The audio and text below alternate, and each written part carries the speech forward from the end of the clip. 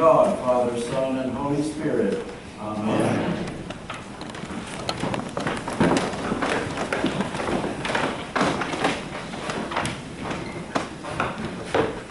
Hurry up before I start walking on water.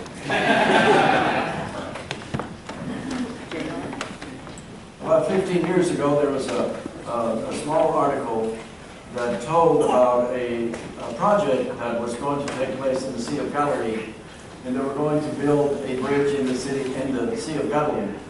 Now, I said in the sea because this was going to be about 3 inches below the level of water, so that tourism would get a feel for how it was to walk on the water. It didn't go very well. For one thing, there were no rails, because otherwise you would destroy the vision of it. But they would be rescue people, boats, and skin divers, and so on, to protect people with lifeguards and so on and so forth. That was not the case in the story today in the Gospel. The story has a piece that is missing that I think is important for us to know, and that is that it is unusual for a rabbi like Jesus to dismiss the crowds himself. So it tells us that Jesus tells the disciples, get in the boat and go. They got to cross the Sea of Galilee to get to Capernaum. And then he stays behind to dismiss the crowds. And I think what's important for us to know is that in the sequence of events that we've been reading about, with the break last week, having the Gospel of the Transfiguration, we miss a piece, and the piece is this, that during this period of time, Jesus' cousin John is beheaded by Herod. And all of a sudden there is tremendous disarrangement of all the things that were considered to be packaged. John has his disciples. They're going to be passed on to Jesus. Jesus is beginning to put his disciples together and so on. Then all of a sudden, John is beheaded. And Jesus has no time to deal with it, no time to grieve. We all need time to grieve. So this time, he tells the disciples, get out of Dodge, tells the crowds, go on home, and now he's alone up on the mountain, and he can pray. He can be quiet. That quietude is broken up by a storm, and he knows what happens in the Sea of Galilee in the storm. It is flat land, and the wind comes through, and he tip over a boat very, very easily, and he knows that the guys are in the boat. So now they've battled the storm throughout the night, and it is morning now, and he comes to them walking on the water. And they're terrified. They've never seen that before, haven't seen it since. And they say it's a ghost, it's something odd, something strange. And then he says, have no fear, it is me. And then to that, Peter, impulsive Peter, decides to again put foot and knee in mouth. And he says, I want you to hear what he's saying. Lord, if it's you, just in case, if it's you, tell me to come to you in the water. Jesus says, I'm going to take you up on that, big boy. One word, come. And he goes. And he's watching for Jesus, but then all of a sudden there's a little distraction. Kind of like we had last night.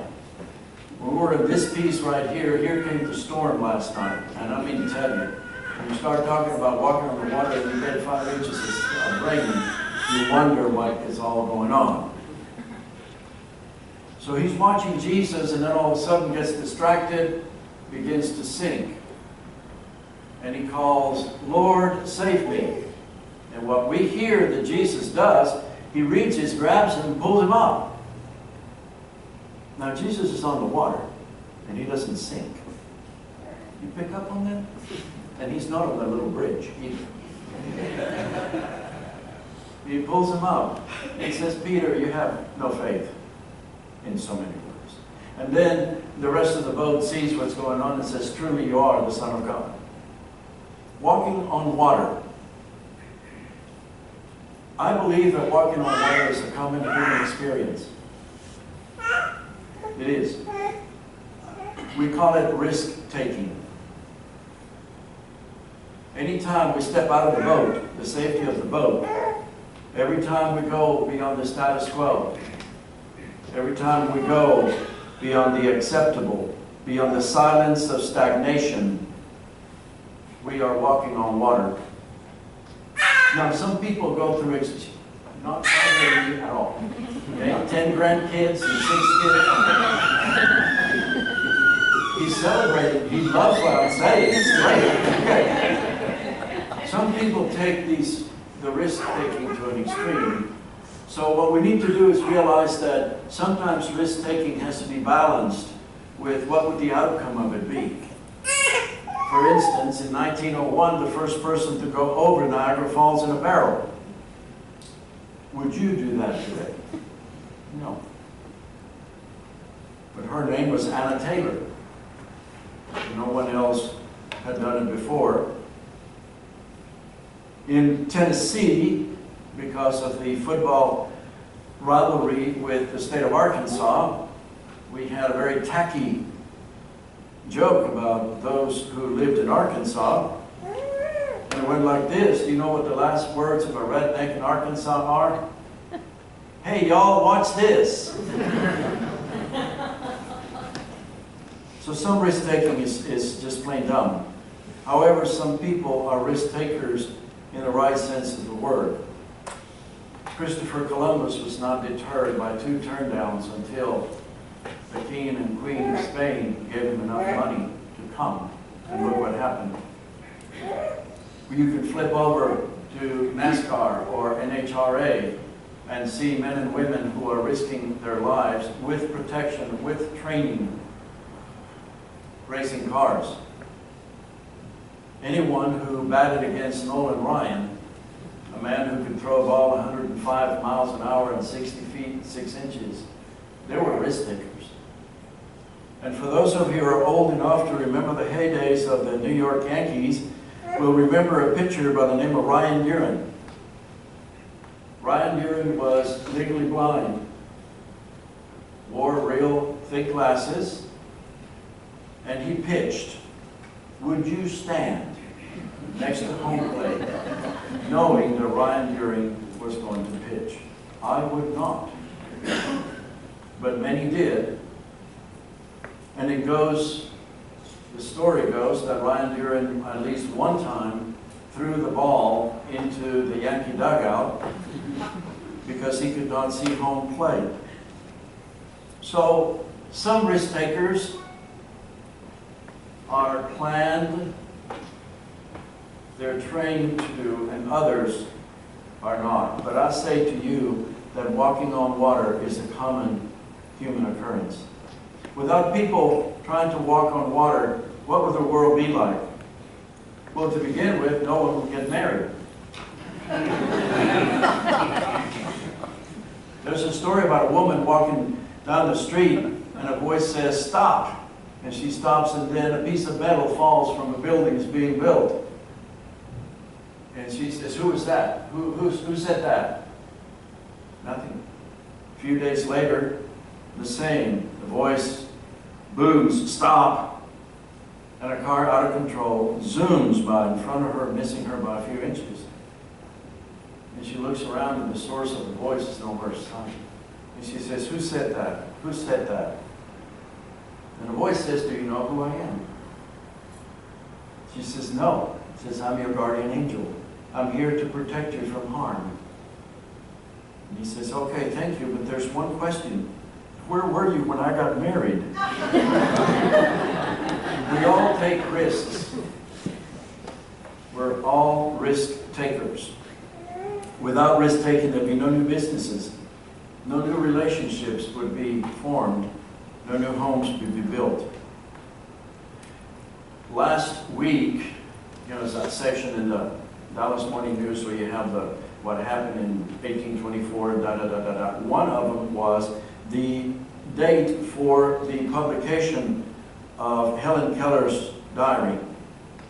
And she's known for saying that life is either a daring adventure or nothing. She does not see life to be anything else but one or the other. And if you followed NHL on TV, it's more difficult than in person, because on TV the camera cannot find the puck. You will remember Wayne Gretzky, tremendous NHL player. He said the following: you miss 100% of the goals and shots you never take. 100%. If you never take it, you're going to miss it. And then, you cannot talk about this without mentioning Mark Twain. And he wrote, 20 years from now, you will be more disappointed by the things you did not do than the ones you did. So throw off the bow lines, sail away from the safe harbor, catch the trade winds in your sails, explore, dream, and discover. Some years ago, a failed TV show that I loved, I tend to do that. If I tell you that there's a wonderful show on TV, it'll be 1 to 1.5 seasons. Okay? But it was Dan Aykroyd playing a widower Episcopal priest who loved motorcycles, and it was called Soul Man. And there is a real Episcopal priest that loves motorcycles. And in the book, Leading with Vision, Maxie Dunham writes about Father Wes Seliger. A little unconventional, and one day he is at the Honda motorcycle dealership and he's just drooling over the 750 motorcycle, and the salesman comes and begins to talk with him about the qualities of the motorcycle: speed, color, maneuverability, everything, power, status. And during the conversation, as it always happens, is, so what do you do for a living? And he says, well, I'm an Episcopal priest. And it says that immediately the tone and the approach of the salesman changes. Well, you know, this is a very practical machine. It does not require that much parking space. You can go very far with 2 gallons of gasoline, and so on and so forth. He felt that all of a sudden the man was trying to sell him a lawnmower. And that gave him the following idea. Lawnmower salesperson are surprised if clergymen want to buy a motorcycle. So are motorcycle salesmen surprised if a clergy person wants to buy a motorcycle, but not many people will be concerned, much less alarmed, if a clergyman wants to buy a lawnmower. Now look at the lawnmowers. They're slow, they're safe, they're sane, they're practical, and definitely middle class. Everything that fits a clergy person. Motorcycles, on the other side of the coin, they're fast, dangerous, wild, and thrilling. So, Father Seliger asks, is being a Christian more like mowing or riding a motorcycle? Is the Christian life safe and sound or dangerous and exciting? It says that the common image of the church is pure lawnmower. Slow, deliberate, and plodding. And he says that our task is to get the church out of that mode and into one that says, let's take the baby out on the highway and open it up and see what she'll do.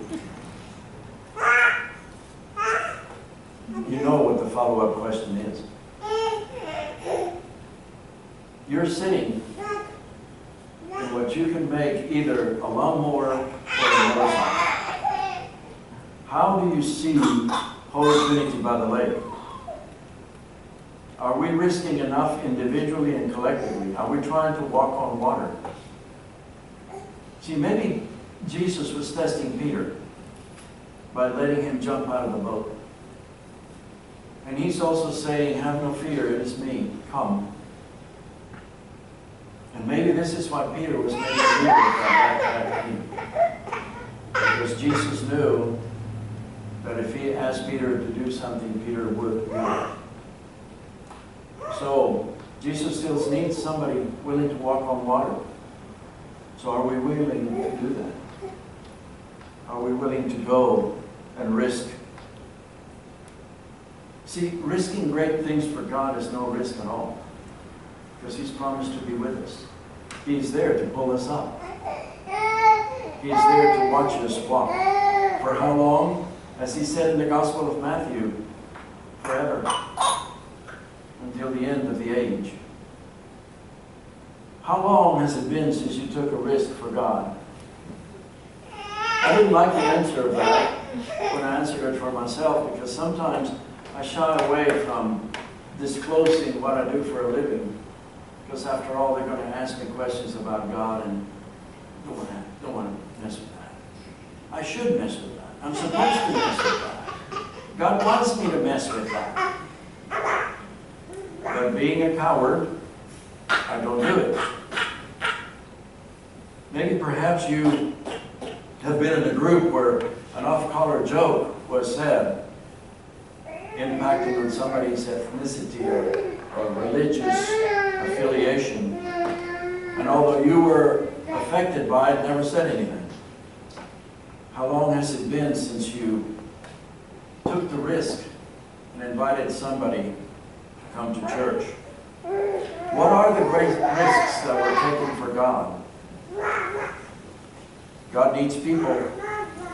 As I mentioned last week, that church in Zaragoza, Spain, all the statuary have no hands, so that people who go there know that we are the hands for God in this world. Well, are we willing to trade our lawnmowers for motorcycles?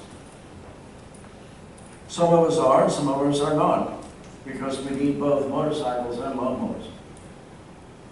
God needs all.